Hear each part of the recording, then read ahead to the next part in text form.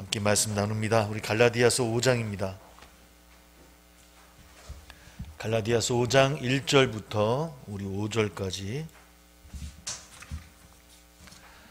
갈라디아서 5장 1절부터 6절까지 신약성경 308쪽입니다. 308쪽 갈라디아서 5장 1절부터 6절까지 함께 봉독합니다. 시작.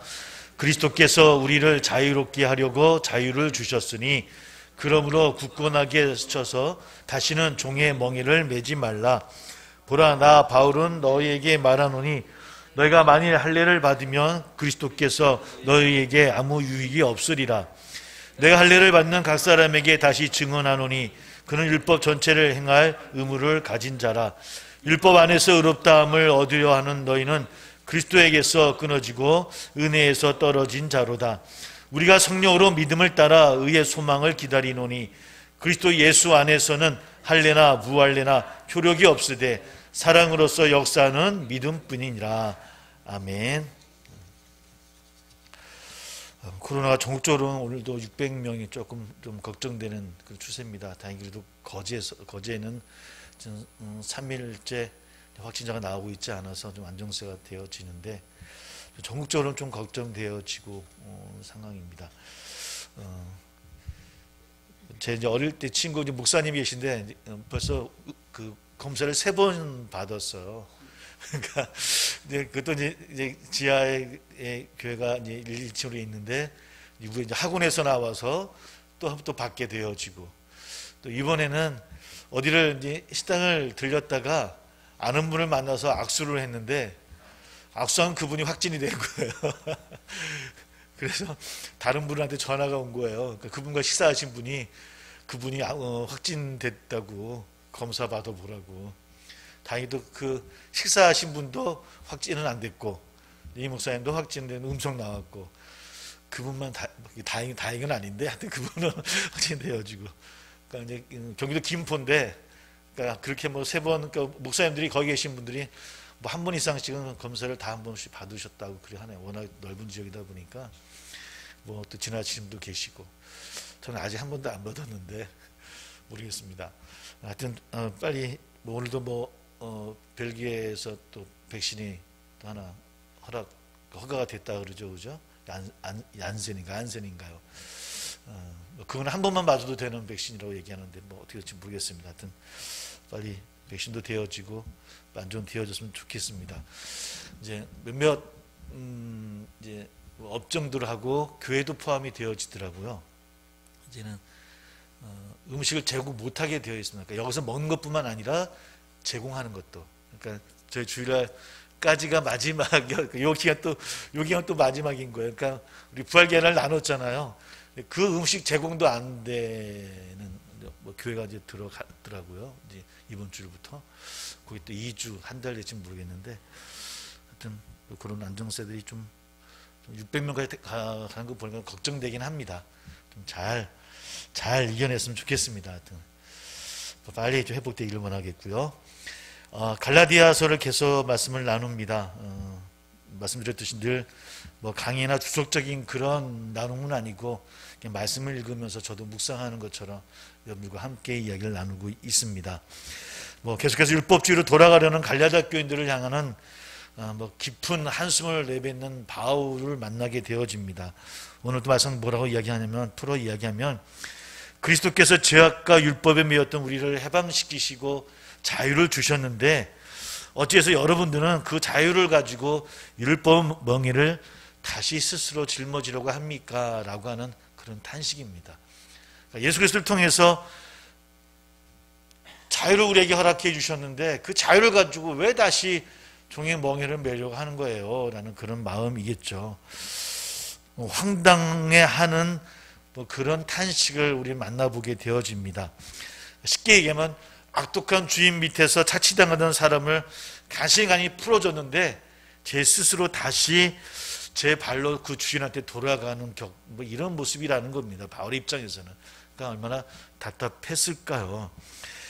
어쩌면 진작부터 늘 그런 것을 경계하고 늘 가르치고 함께 나누었음에도 불구하고 그냥 그 꼬임에 넘어가서 할례를 받으려고 하는 갈라디아 신자들이 꽤 많았던 것 같아요. 그러니까 한두 명 한 게 아니라 함께 했던 교인들 가운데 꽤 많은 교인들이 아마 다시 그 할례를 받아야 구원받을 수 있나 봐라는 그런 꼬임에 넘어갔던 것 같습니다. 그런 거 보면 율법주의도 마찬가지고 또 한국교회가 늘 고민하고 아파하는 이 기복주의 신앙들 이런 모습들은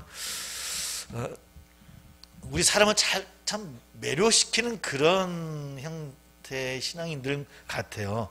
그러니까 둘 다 공통점이 있다면 인간의 가능성에 대해 무한 긍정하는 그런 의지들이 담겨져 있어요. 그러니까 율법주의도 마찬가지고 기복신앙도 마찬가지고 내가 긍정적이고 가능성, 무한히 내가 가질 수 있다, 무한히 성공할 수 있다라고 하는 그런 인간의 가능성을 긍정할 뿐더러 또 그러다 보니까 우리 인간의 본성이 쉽게 그런 것에 이끌리는 것은 아닌가라고 하는, 내가 잘하면 구원도 내가 쟁취할 수 있는 거야. 내가 할례를 받으면 이거 구원이 이거 확정되어지는 거야. 내가 이만큼 했으니 하나님은 나에게 복 주실 거야. 이런 그것이 예배든 봉사든 헌시든 어떤 인간의 의지에 바탕을 두고 있는 그런 공통점이 있는 것 같습니다. 그러다 보니까 사실 이걸 고치거나 변화시킨다고 하는 건 참 쉽지가 않아요. 왜? 인간의 의지가 그 안에 들어있는 그런 사상들이니까요. 심지어는 거듭났다라고 하는 갈라디아 교인들조차도 거기에 현혹되어져서 좀 얼마나 뜨거웠던 신자들이 있겠습니까? 초기 신자들이. 우리도 뜨겁지만 그분도 더 뜨거운 신자들 아니었겠습니까? 그런 분들조차도 현혹돼서 그럴 정도인데 율법주의나 이런 것들이 얼마나 위력적이고 치명적인지 우리가 한번 깊이 생각해 볼 필요가 있다라고 하는 겁니다. 그렇다면 대안은 없겠냐는 겁니다. 그런 것들이 우리를 참 쉽게 유혹하고 넘어뜨리지 않습니까? 율법주의도 마찬가지고 기복신앙도 마찬가지고 쉽게 우리를 쓰러뜨리는 대안은 없겠는가? 바로 이 지점에서 예수 그리스도와 그분의 공로는 물론이고 성령 하나님 또 믿음을 함께 강조하면서 이제 갈라디아 교인들에게 설명하고 있는 겁니다. 이게 어떤 공통점이 있습니까? 그러니까 율법주의나 기복주의나 이런 것들은 내부의 문제입니다. 내가 가능성이 있다라고 하는, 난 할 수 있다라고 하는, 그러니까 내부의 문제 요인이라고 한다면 바울이 지금 다시 그것과 대조해서 설명하고 있는 예수 그리스도, 그분의 공로, 성령 하나님, 또 믿음, 이것은 외부의 요인입니다. 우리 스스로 우리에게서 나오는 것들이 아니라 외부에서 우리에게 주어지는 것, 하나님으로부터 오는 것, 하나님으로부터 오는 선물, 우리 그것을 은혜라고 이렇게 표현하지 않습니까?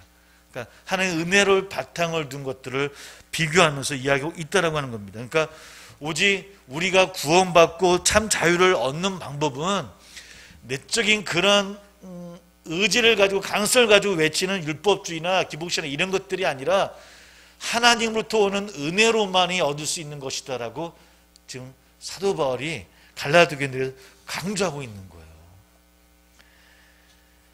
할례를 받고 안 받는 것이 문제가 아니라는 겁니다. 할례가 구원받게 하거나 거듭나게 못한다는 겁니다. 우리 안에서 드러나는 그런 가능성을 얘기하는 것이거든요. 아무 효력이 없다라고 오늘 6절에서 이야기하고 있더라는 것이요. 오직 중요한 것은 믿음이라는 거예요. 근데 그 믿음이 어떤 믿음이냐? 우리 한번 6절을 한번 다시 한번 읽어볼게요. 다시 한번 같이 시작. 그리스도 예수 안에서나 할례나 무할례나 효력이 없으되 무엇으로 역사하는 믿음이라고요? 사랑으로 나타나는 믿음뿐이라는 거예요. 율법을 받고 안 받고 문제 아니라는 겁니다. 율법이 우리를 구원받게 하는 것이 아니라고 하는 겁니다. 우리를 구원받게 하는 것은 믿음인데 그 믿음은 어떤 믿음이냐? 믿음의 성격과 본질을 같이 이야기해 주는 거거든요. 사랑으로 나타나는 믿음이다. 그러니까 믿음에는 뭐가 포함되어져야 된다는 겁니까? 사랑이 포함되어져야 된다는 거예요. 우리 하나님을 향하는 믿음이라고 하는 것은 다른 말로 하면 어떻게 표현할 수 있는 겁니까? 하나님을 우리가 신뢰한다는 겁니다. 사랑한다는 겁니다. 공경한다는 겁니다. 그런 의미가 담겨져 있는 거예요. 그런 믿음이어야 된다고 하는 것이죠. 믿음을 얘기하면서도 예수님을 사랑한다는 고백이 안에 없다라고 한다면 그것은 아니라는 거죠. 예수님을 의지하는 것으로 충분하지 않다라고 하는 겁니다. 정말 예수님을 사랑하고 예수님을 함께하고 또 예수님 공경이 없다고 한다면 그 믿음은 잘못된 믿음이라고 하는 것이죠. 왜? 그 사랑이 없으면 예수님조차도 수단으로 여긴다는 겁니다. 믿음 자체도 사랑이 포함되는 믿음이 아니라고 한다면 수단이 될 수 있다라고 하는 것이죠. 예수를 사랑하고 의지하는 믿음은 달리 이야기하면 더 확대되어져서 세상과 사람을 향한 진심 어린 애정으로 또 나타나는 것이 마땅하다라고 하는 겁니다. 이렇듯 참 믿음, 진실된 믿음은 하나님과 또 사람을 향한 그런 사랑으로 표현되어진다라고 하는 것. 이것이 바울이 우리에게 들려주는, 갈라디아 성도들에게 들려주는 그런 논리입니다. 그렇다면 율법주의자들은 어떻다는 겁니까? 그렇지 않다라는 거예요. 수단으로 받아들여진다는 거예요. 참 사랑이 없다는 것이죠. 그 중요하게 여기고 정말 그들이 원하고 사랑하는 것이 무엇이냐라고 하면 질문해 봐야 된다고 하는 거예요. 대체 무엇을 사랑할까? 기복신학이라고 하는 것이, 율법주의라고 하는 것이 정말 하나님을 사랑하는 것인가? 아니라는 겁니다. 나 자신을 사랑하고 나 중심의 것이다라고 하는 것이죠. 이것을 바울이 믿음과 대조를 시키면서 사랑으로 나타나는 믿음만이 우리를 구원시킬 수 있다라고 이야기하고 있더라는 겁니다. 우리 그러한 믿음이 우리 안에 있기를 주의 이름으로 소망합니다. 우리가 믿음 가졌다는 것은 하나님을 사랑한다는 것이요, 주님을 사랑한다는 것이고, 그 사랑은 주님을 사랑하는 것이기에 세상과 사람을 향해서도 확대되어지는 사랑이라고 하는 것, 늘 그것을 깨닫고 나가는 우리 되기를 주의 이름으로 소망합니다. 우리 말씀을 또 한번 읽어보겠습니다. 7절부터 12절까지입니다. 7절부터 12절까지 같이 읽어보겠습니다. 시작. 너희가 다름질을 잘하더니 누가 너희를 막아 진리를 순종하지 못하게 하더냐? 그 권면은 너희를 부르신 이에게서 난 것이 아니니라. 적은 누룩이 온 덩이에 퍼지느니라. 나는 너희가 아무 다른 마음을 품지 아니할 줄을 주 안에서 확신하노라. 그러나 너희를 요동하게 하는 자는 누구든지 심판을 받으리라. 형제들아, 내가 지금까지 할례를 전한다면 어찌하여 지금까지 박해를 받으리요? 그리하면 십자가의 걸림돌이 제거되었으리리. 너희를 어지럽게 하는 자들은 스스로 베어버리기를 원하노라. 아멘. 계속해서 대풀이되는 이야기입니다. 이 서신서가 참 재밌으면 재미있을 수도 있지만 어렵죠. 또 계속 반복되어지는 그런 문장들이 이어지고 있고요. 계속 그런 바울의 마음입니다. 여기서 너희가 다름질을 잘 하더니라고 이제 바울이 고백합니다. 무슨 뜻이겠습니까? 여러분들이 쉽게 신앙생활 잘하고 계셨는데, 늘 주의 말씀 가운데 잘 거하고 계셨었는데, 그동안 진리를 따라서 잘 순종하며 하나님의 사랑 안에 잘 거했었는데, 근데 지금은 어떻다는 얘기입니까? 왜 지금은 그렇지 못하냐는 거죠. 왜 그 꼬임에 넘어가고 유혹에 넘어가서, 그러니까 이것은 왜 이야기를 하냐면, 사도 바울이 이렇게 고백하는 이유는 그저 이 편에 서고 저 편에 서고, 이 편에 섰다가 저 편에 서고 이런 문제가 아니라는 겁니다. 사람은 그럴 수 있죠. 어떨 때는 뭐 이분하고 친하다가 저분하고 친할 수도 있고요, 저분하고 친하다 이분 친할 수도 있죠. 사람의 마음. 그런 문제가 아니라는 거예요. 이거는 진리와 비진리의 문제예요. 진리를 선택했느냐, 진리 아닌 것을 선택하고 지금 바라보고 나가고 있느냐.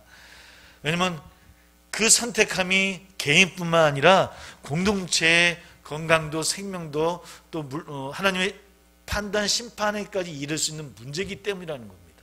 그러다 보니 여러분들 정말 잘하고 있었는데, 잘 달려가고 있었는데 왜 또 이렇게 쓰러지십니까? 라고 바울은 또 탄식하고 있더라는 겁니다.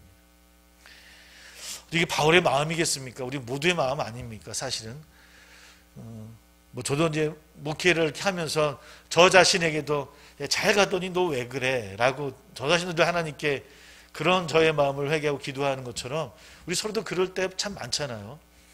그게 목사든 장로님이시든 권사님이 집사님이시든 성도든 우리 늘 그렇거든요. 저분이 좀 잘 가시는데 왜 이렇게 힘들어 하실까? 그분이 잘 신앙이 없어서가 아니라는 겁니다. 우리 늘 언제든지 달려가다 멈출 수 있고 달려가다 넘어질 수도 있을 것이고 어떨 때는 획 하고 뒤돌아서서 거꾸로 가는 경우도 있고요. 그럴 때마다 우리를 늘 그분을 위해서 기도하지 않습니까? 그러니까 성도의 중보의 기도가 무엇이겠습니까? 늘 우린 그럴 수 있다라는 전제 아래 서로를 위해서 기도해 주는 거 아닙니까? 성령의 도우심을 더 붙잡기를 원하는 마음으로. 성령의 도우시는 확신이 우리에게 있지만 그냥 우리는 연약한 존재에 쓰러질 수밖에 없으니까 좀 하나님 잡아달라고, 붙잡아달라고 기도하는 마음도, 이런 마음들을 우리 안에 있기를 주 이름으로 소망합니다. 그런 마음이 있어서 오늘 사도 바울은 진리를 가리우는 율법주의자들을 향해서 분노하고 있고요. 또 그 유혹에 넘어가는 성도들을 향해서는 안타까워해서 발을 동동 구르고 있다라고 하는 겁니다. 그러나 발망 동동 구르고 있는 것은 아니라고 하는 거죠. 더 나가서 권면하기도 하고, 그리고 그 율법주의자들 통해서 나온 것들은 진리가 아니고 하나님께로부터 나온 것이 아니라고 단호하게 못 받고 이야기하고 논리를 지금 이야기하고 있더라는 겁니다. 그러니까 감정은 굉장히 격한 상태예요. 갈라디아서를 가만히 읽어보시면은 바울의 감정은 굉장히 좀 경로하고 있는 그런 상태입니다. 그러니까 차분하게 쓰는 것은 아니에요. 그럼에도 불구하고 진리의 중심을 부여잡고 어떻게든지 그 성도들을 향해서 다시 바로 서기를 소망하는 사도 바울의 마음을 우리는 보게 되어집니다.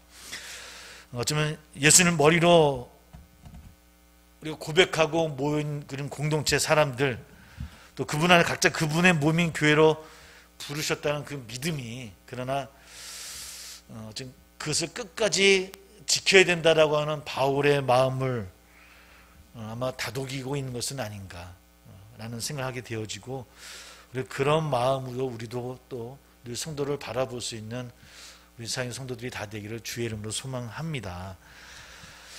사실은 한 개인 개인을 기계처럼, 우리 세상은 그렇지 않습니까? 우리가 열심히 직장을 다니고 그러지만은 한 사람 한 사람이 가족 같은 분이, 가족 같다라는 그런 관계는 아니잖아요. 가족의 관계는 아니잖아요. 우리 가족 같은 우리의 회사, 기업을 얘기는 하지만 솔직히 아니잖아요. 그래서 일 못하면 어떻게 됩니까? 자르죠. 또 뭔가 또 하고, 이게 사실 세상이에요. 그러니까 어떨 때는 내가 부품인가, 기계의 부품인가라고 막 아파할 때도 있고, 이런 것이 세상이긴 해요. 그러니까 그러나 교회 공동체는 그게 아니라고 하는 거예요. 사도 바울의 마음은 피와 운명을 같이 하는 그런 공동체라고 보는 거예요. 그러니 가족인 거예요. 가족 같은 마음으로. 그래서 끝까지 손을 붙잡고 나가는 거예요. 그래서 형제들아, 우리 11절에도 그런 얘기를 하거든요. 형제들아, 내가 지금까지라고 하면서 그 마음을 이야기하는 거예요. 나의 식구라는 겁니다.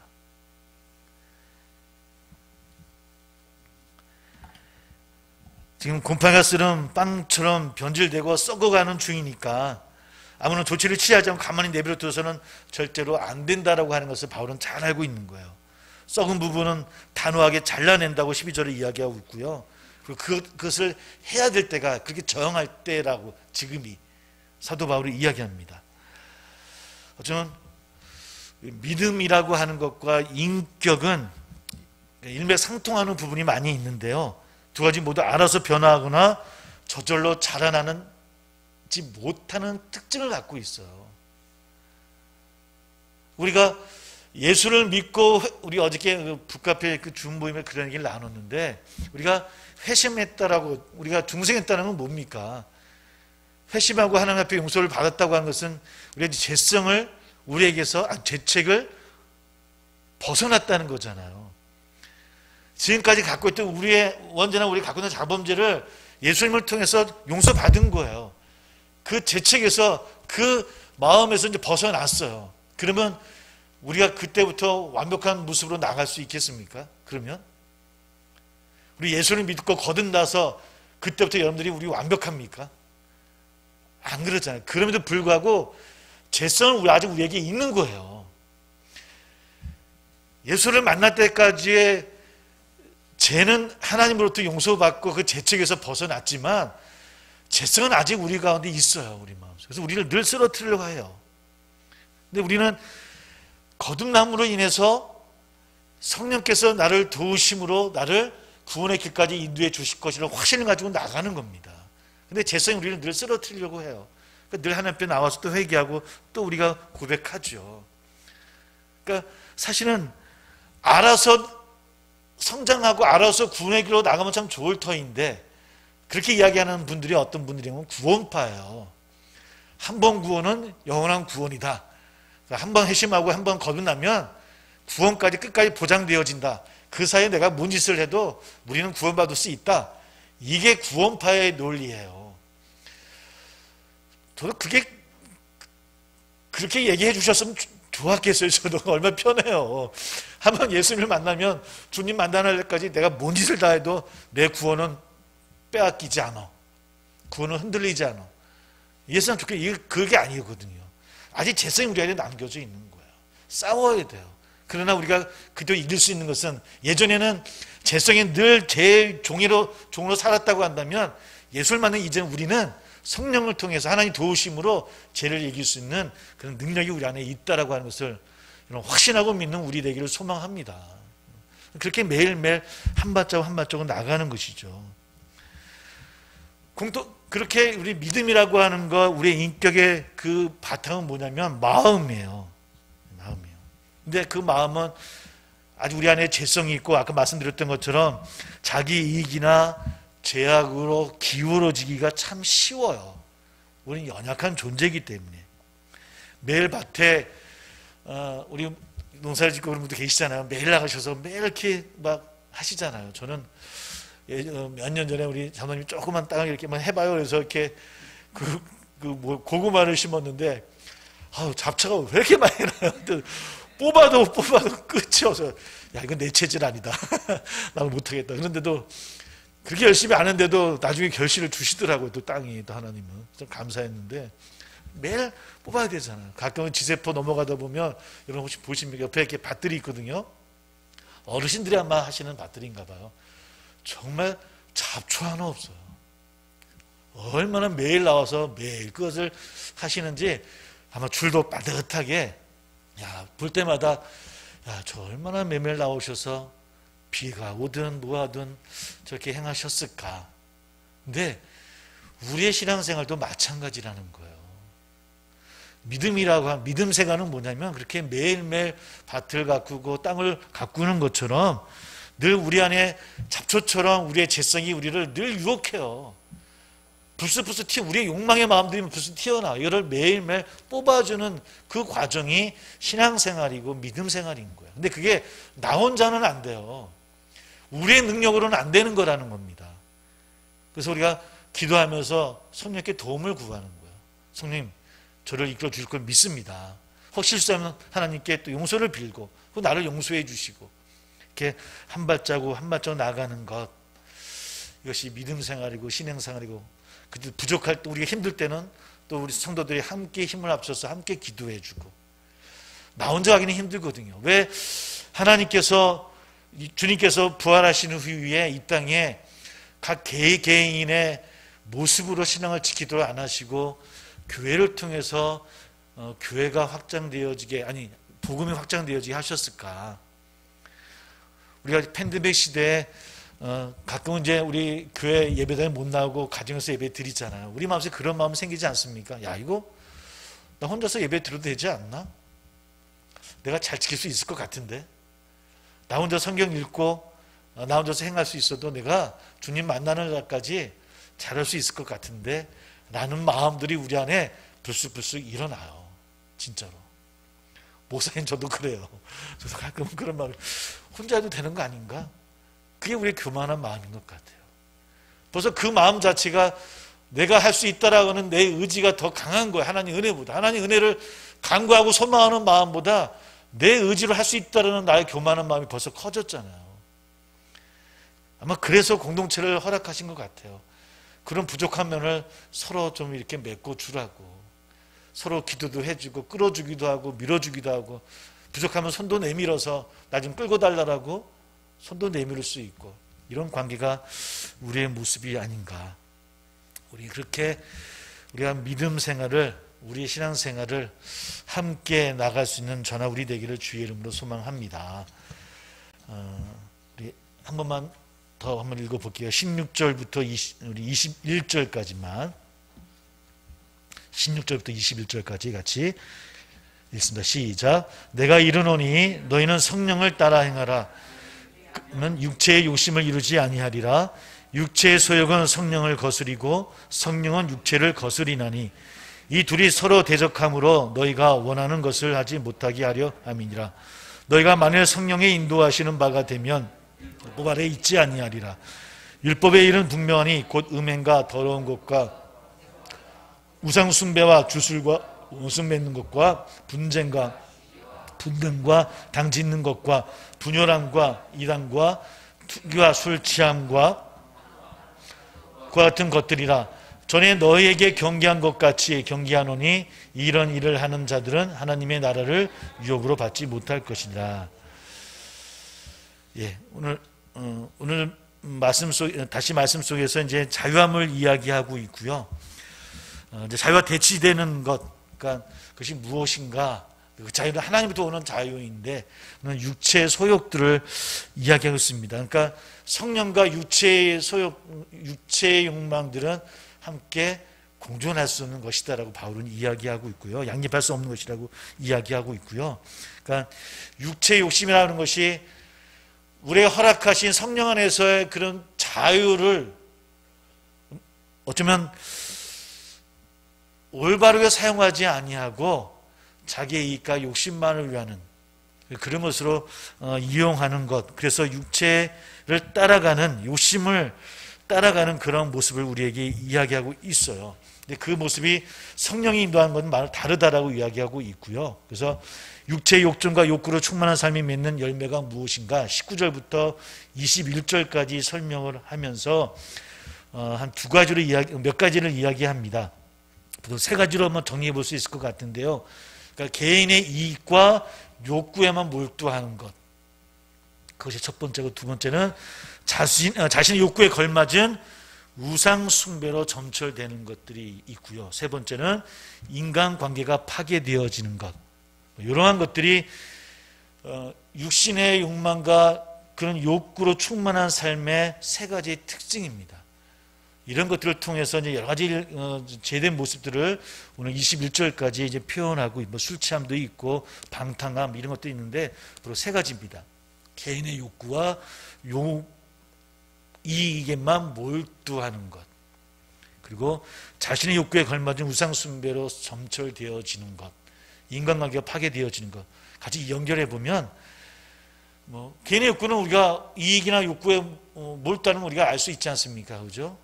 당연히 하나님의 영광이나 하나님의 선한 의도가 아닌 나 욕심을 채우기 위한 것으로 만들어가는 것, 그것만을 추구하고 나아가는 삶, 그 삶을 추구하다 보면 기복신앙도 될 수 있을 것이고 욕망도 될 수 있겠지만 모든 하나님 허락하신 은혜들을 수단으로 삼는 우상숭배가 될 수 있다라고 하는 것이죠. 어쩌면 잘못하면 우리가 주일을 주는 주일 성수도 마찬가지고 헌신도 또 봉사도 어떨 때는 그저 나의 이익을 위한 그런 우상숭배가 될 수 있다라고 하는 겁니다. 가끔 우리 북카페에서 성경 이야기를 하다가 그런 얘기를 가끔 해요. 왜 성경이 원본이 없을까? 왜 사본만 있을까? 여러분은 왜 그럴 것 같습니까? 왜 우리 성경이 원본을 우리가 왜 못 찾고 있을까요? 아직 과학이 발전 안 돼서 있을까? 그건 아닌 것 같아요. 왜 원본이 없을까? 하나님의 뜻인 것 같아요. 물론 나중에 발견될지 안 될지 모르겠지만 아마 원본이 있으면 여러분 어떻게 됐을까요? 아마 우상 숭배할까? 아마 원본 보려고 온 세상 사람들이 그거 보러 아마 줄 서 있을 것 같아요. 그러다 보면 하나님은 뒷전이고, 그죠? 이렇듯이 늘 우리의 욕구만을 찾다 보면 신앙조차도 우상숭배가 되어져요. 우상숭배가 되어지면 당연히 하나님을 사랑하지 않게 되어지고 나를 사랑하는 것이기 때문에 뭐가 파괴되어집니까? 관계가 파괴되어지는 거예요. 나 욕심을 채우는데 다른 사람의 바라볼 여유가 우리 안에는 없더라는 겁니다. 왜?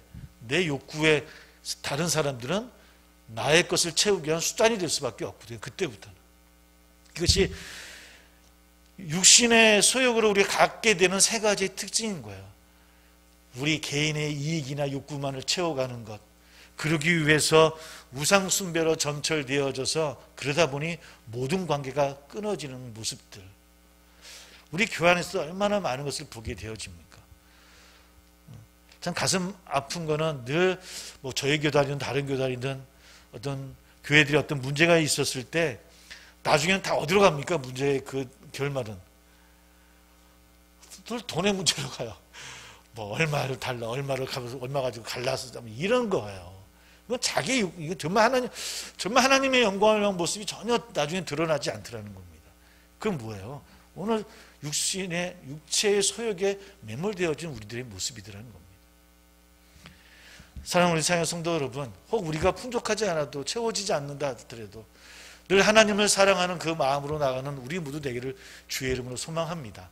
그것으로 만족하고 그 마음으로 서로를 사랑하고 아끼며, 그래서 그들의 열매로 알리라 말씀하셨던 주의 말씀이 우리를 바라보시면서 허허하고 참 잘했다라고 칭찬받을 수 있는 저나 우리 모두 다 되시기를 주의 이름으로 축복합니다.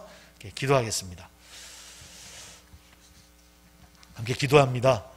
오늘 말씀을 통해서 우리 가운데 있는 육신의 소욕들은 무엇이 있는지, 오랜 시간 신앙생활을 해나가면서, 아니 또 신앙생활을 시작하는 우리들의 마음이 어쩌면 나의 욕심과 이익만을 위한 것은 아닌지, 오늘 그렇게 갈라디아 성도들을 유혹했던 율법주의를 향해서 사도 바울은 하나님 나라를 유업으로 받지 못할 것이다라고 하는 무서운 그런 선포까지 하고 있음을 우리는 바라보게 되어집니다. 우리 열매로 하나님의 귀한 영광이 드러나는 삶이 되기를 소망한다라고 함께 기도하고, 또 개인의 기도 제목이 있습니다. 한 5분 정도 함께 기도하고 또 마무리하도록 하겠습니다. 함께 마음으로 주님 부르시며 기도합니다.